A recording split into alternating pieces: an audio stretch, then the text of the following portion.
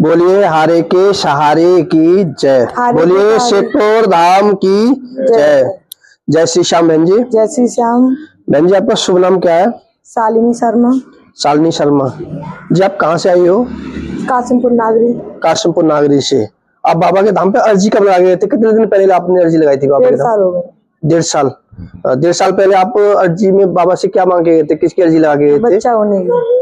बच्चा होने की कैसे मतलब? कोई बच्चा नहीं था, बच्चा हो जाए। अच्छा, क्या साल से नहीं था? 3 साल। 3 साल।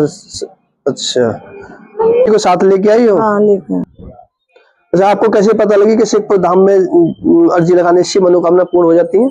हमारा मायका गुलापुर है, यहाँ से ससुराल जाते हैं श्याम मंदिर के सामने होके। अच्छा अच्छा, तब आपको पता लगी हम अर्जी द्वारा मनोकामना पूर्ण हो जाती है। हाँ जी। आपने अर्जी लगाई, बाबा ने आपकी मनोकामना सुन ली, पूर्ण कर ली। बोलिए हारे के सहारे की जय। बोलिए शेखपुर धाम की जय। अर्जी दे दो भैया जी को।